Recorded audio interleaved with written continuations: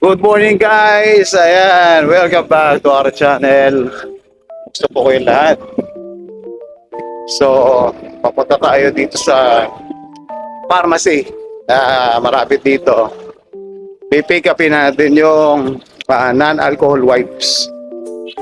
No, na prep, skin prep na ginagamit natin sa ating pasyente. Tapos titingin na rin tayo ng non-slip mat. Para doon sa kanyang shower area. Dahil pag uwi niya, delikado na baka mamaya madulas siya. No? Kaya pinapaliguan natin. Ayaw kasi na umupo. Ang gusto ron, nakatayo na sa shower. Nakukuha natin siya ng non-slip mat sa drugstore.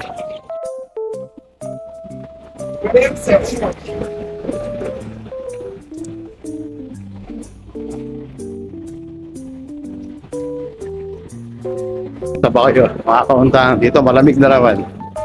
Nakaraan, umiinit na dito. Tapos ngayon, malamig na naman. Siguro mga linggo o Lunes baka ilabas na yung pasyente natin. Pero may gustong sabihin sa akin yung doktor. Kaso hindi pa tayo nakakabalik doon sa ospital. Dahil may mga bagay na kailangan gawin dito sa bahay. Kumbaga, i-continue yung kanyang gamutan dito sa bahay. Baka pag uwi niya, nakaswero pa. Mas maganda makausap natin yung doktor para mapaghandaan natin for yung mga kailangan niya o kailangan natin gawin sa kanya pagdating niya ng bahay. Kaya tatawid tayo, andun yung pharmacy. Yan, dyan tayo pupunta sa Caligor Pharmacy.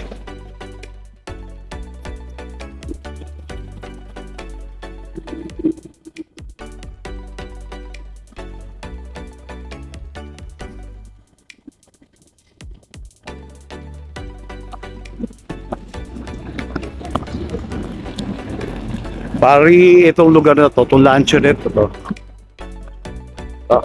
Laging pila dyan. Haba na pila dyan pagkatanghali. So, tali kumakain.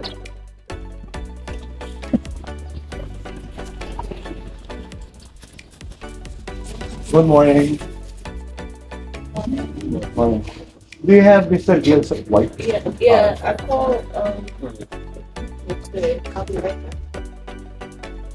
And then, do you happen to have non-slip shower mat? Yes, let me show you that. One box of the lights. Yes, ma'am. I wasn't sure if that's a good number. Okay. No stain? Yes, yeah. And then these are the most get that, not that. What's the measurement of that one? I made maybe 14 or 16 by 30. This one is 15 and a quarter, sorry, 15 3/4 by 35 and a half. All right. That's good? Yeah.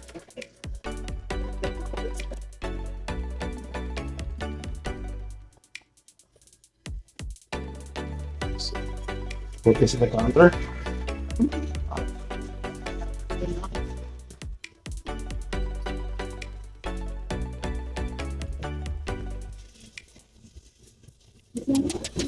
Yes, this is for Mr. Phillips' account.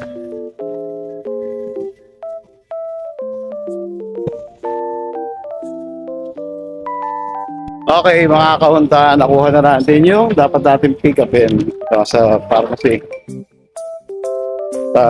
Bumili rin tayo ng vitamin C. At syempre, kailangan natin yan. Pampatibay ng katawan.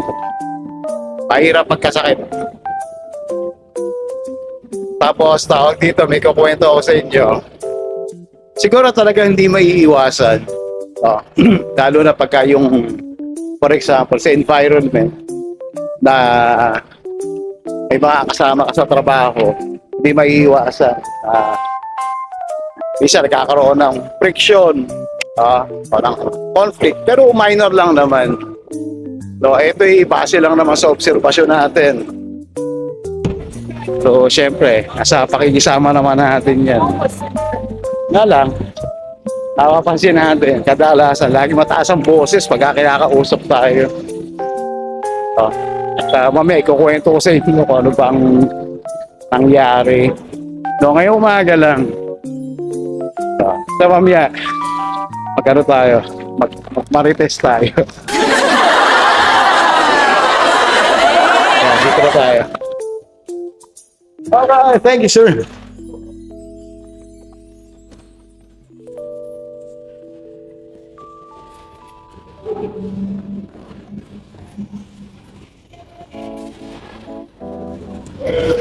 Ayan, elevator na tayo. Balik na tayo sa 8th floor. Mamaya tayo mag-chismisan. Maganda tong kwenta na to. Yan, shoutout nga pala to sa mga kumpare natin, mga kahuntahan, sa inyong lahat na sumusuporta. Medyo dumadami na tayo. Sana patuloy pa tayong dumami at sana ma-monetize si channel natin, pantulong din.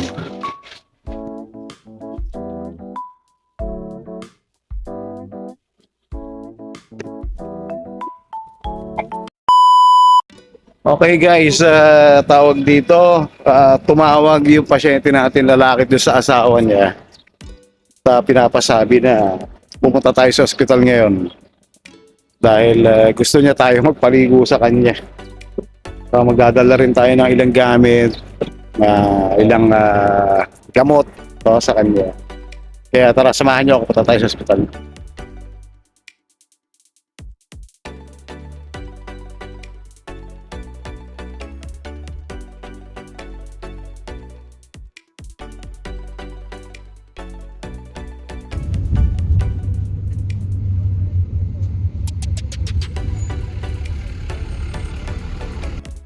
Okay mga kahuntahan, dito tayo sa ospital na pupuntahan natin yung pasyente natin, papaliguan natin. Ayaw niya raw magtiwala sa iba. Nakakatuwa naman. Kaya tara, go. Bumalik, ituan.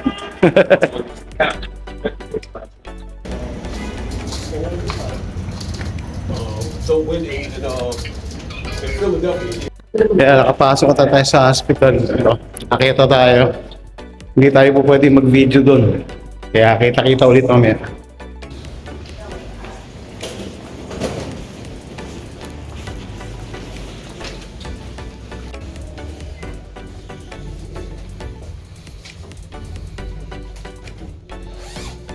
Two 2,000 years later.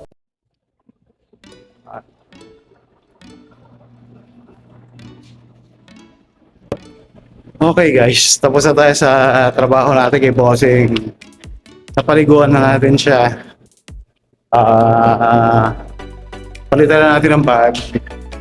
So ngayon, pabalik na tayo doon sa bahay. At ang asikasuhin naman natin ay yung pasyente natin babae. Medyo nakakapagod pero okay na. Kaya kita-kita ulit tayo.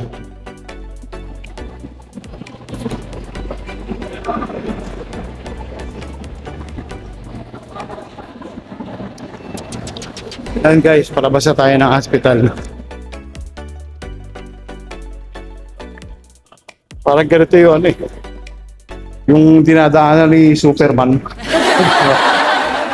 Paglabas siya rito, Superman na siya.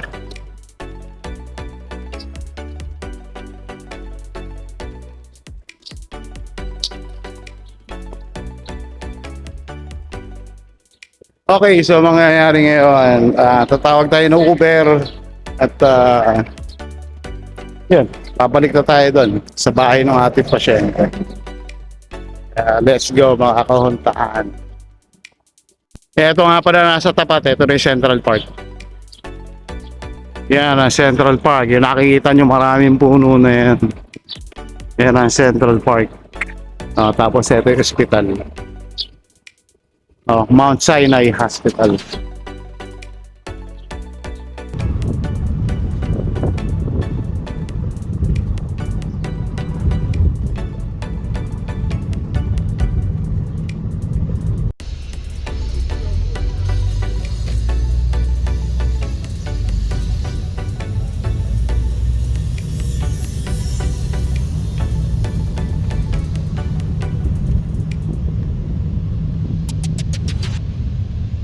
1 minute, 37 seconds later.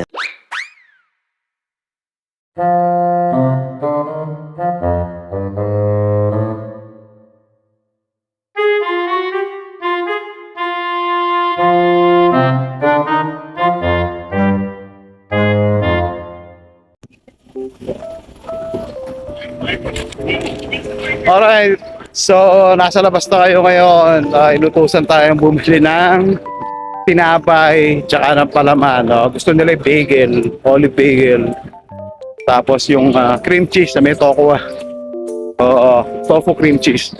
Tapos pipick up ulit tayo ng mga kailangan dito sa pharmacy.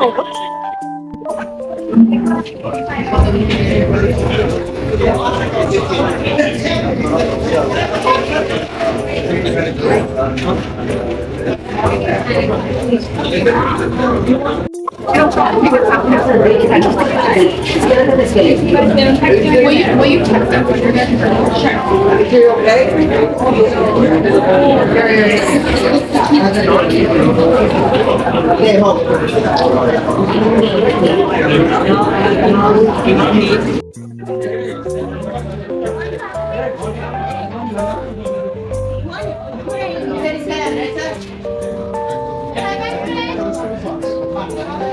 Okay mga boss, nabili na natin yung kailangan natin sa pharmacy. No, nakabili tayo ng tinapay, no, yung bagel tsaka yung palaman. Tapos grocery naman tayo, yung kakainin ng pasyente natin para sa tanghalian tsaka sa hapunan mamaya. Kasi kailangan talagang healthy ang kanilang kinakain. Okay guys, ayan, naiuwi na natin yung tinapay tsaka yung mga galing sa drugstore. Kaya pupunta naman tayo doon sa fish market sa Citarella. At bibili tayo ng isda tapos yung kanilang gatas. Kaya samahan nyo ako ulit. Lalakad-lakad tayo. Okay, elevator ulit. Punta tayo sa lobby.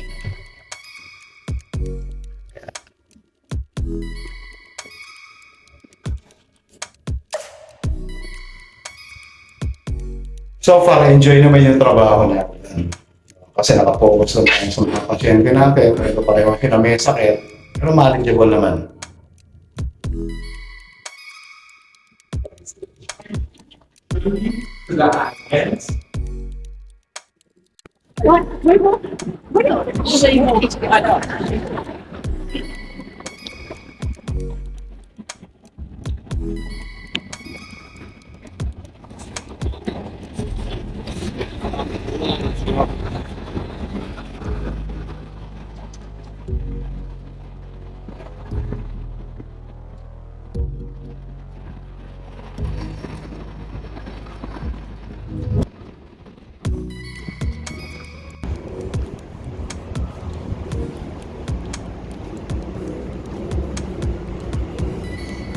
Magaganda yung apartment building sila rito.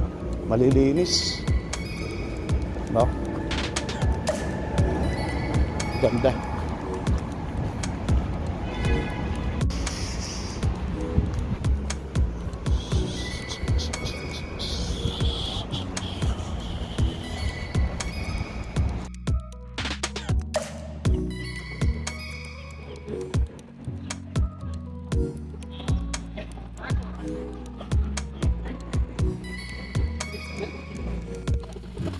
Kagandahan ng trabaho natin ngayon, meron tayong oras para maglakad,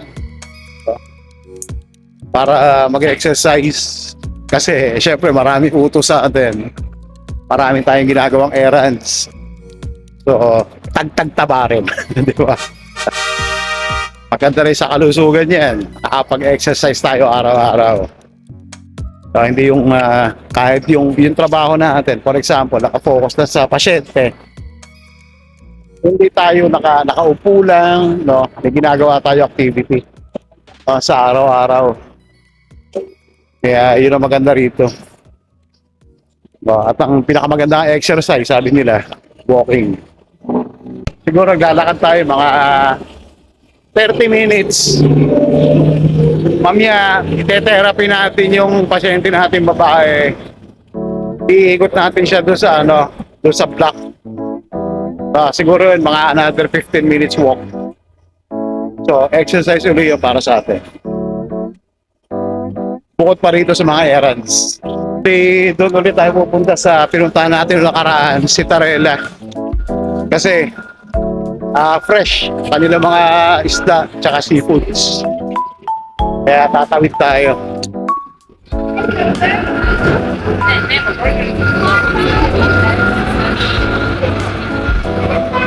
Ito, bagong building na naman, tinatayo.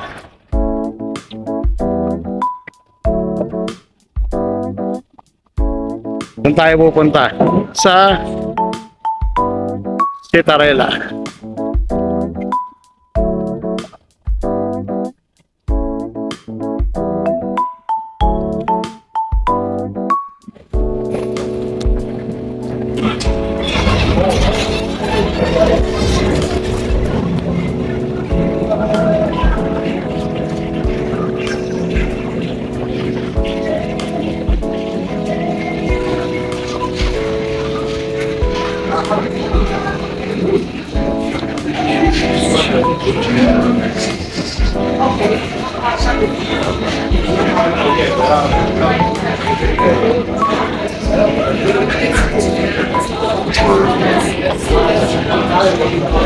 Kaya meron silang, ayan, pugita,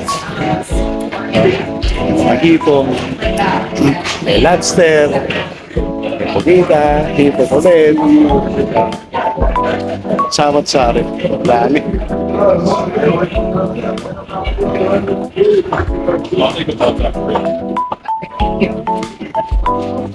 Ayan, ito bibili natin, white lemon salt. 24.99 per pound. So, sariwa-sariwa.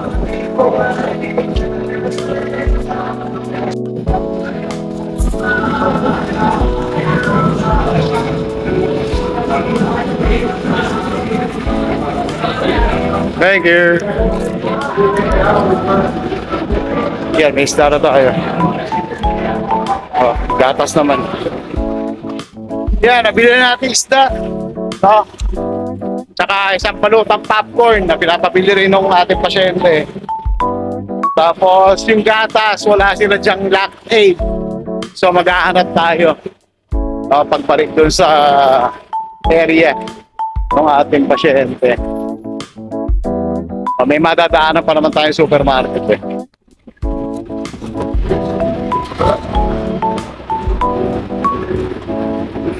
Tatawid tayo. 2,000 years later. Ayan guys, hapon na naman, no? At palubog na naman yung araw, syempre hapon. Nakagayak na tayo ng lulutuin natin. Bago ko tapusin tong ang vlog natin, no? May gusto lang ako i-share sa inyo. Sabi ko nga sa inyo, magmamarites tayo, di ba? Based lang naman to sa na-experience ko rito so far. Dahil magdadalawang linggo na tayo dito sa ating pasyente. Awa ng Diyos, okay naman in general. Maliban nga lang doon sa mga bagay na napapansin natin. Hindi ko alam kung natural ba yun, no? O ano ba? May problema ba? Parang ganon. Kayo na humusga. Di ba? Kasi napansin ko, sabi ko nga sa inyo, hindi lang naman tayo ang katrabaho rito, no, sa mag-asawa. Marami sila mga empleyado. No. Napansin ko, meron tayong kasama sa trabaho na medyo sa atin. Parang mainit ang ulo sa atin. Yung trabaho nila, hindi natin pinapakailaman yun. Pero yung trabaho natin, ang dami niyang sinasabi sa atin. Dapat ganito ang gawin mo, dapat ganyan ang gawin mo kasi ayaw na matanda ng ganito, ayaw na matanda ng ganyan. So, hindi po pwede ang ganyan, dapat ganito lang. Nung una, iniisip ko, baka concern lang yung tao, no, sa atin. Baka nagmamalasakit lang. Hanggang lately, no, nabanggit niya na kahit anong sabihin ko dyan sa mag-asawa, dyan sa matanda raw,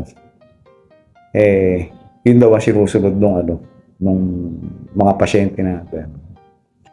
Ang sabi niya sa atin, marami na raw naging caregiver dito o naging private nurses na naipatanggal niya.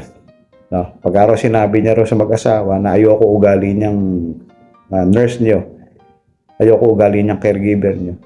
No, paalisin niyo yan. Dahil pagka hindi niyo pinalis yan, ako ang aalis. No, ganun ang salita niya sa akin. Ako sabi ko na sa kanya, okay.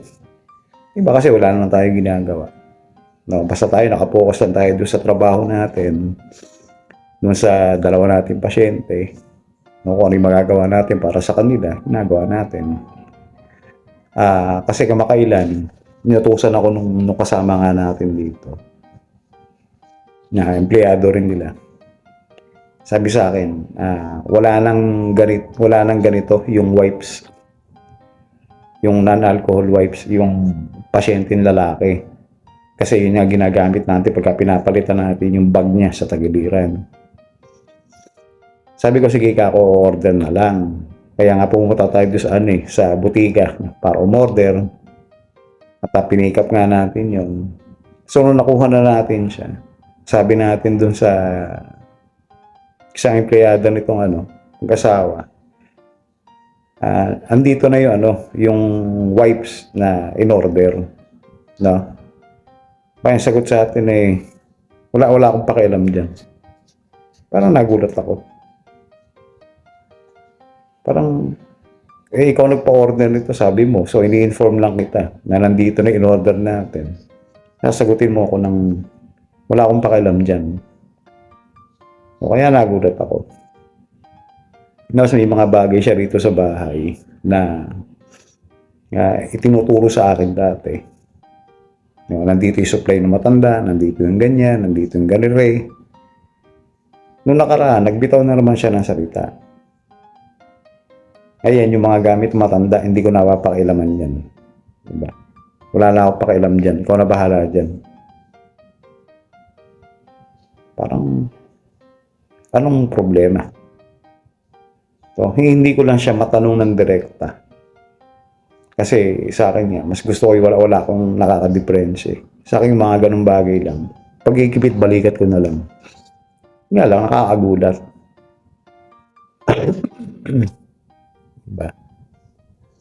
Hindi ko alam kung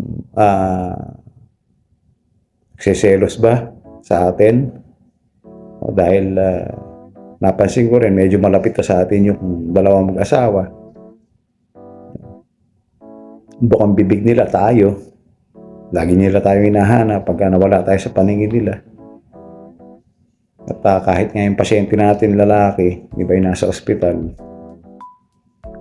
may mga nurses naman doon na po pwede siyang paliguan, pero ayaw niya. Tinawagan nga tayo, kaya pumunta tayo doon para mapaliguan natin siya. Sabi niya, ayaw niya, may ibang nag-aalaga sa kanya. Papaligo. Iisip ko baka mamaya na-offend yung kasama natin dito sa trabaho, kaya ganun. Kaya mainit ang ulo sa atin. Pero kibit balikat. Kasi nandito tayo para magtrabaho, hindi para magkaroon ng kadiferensya.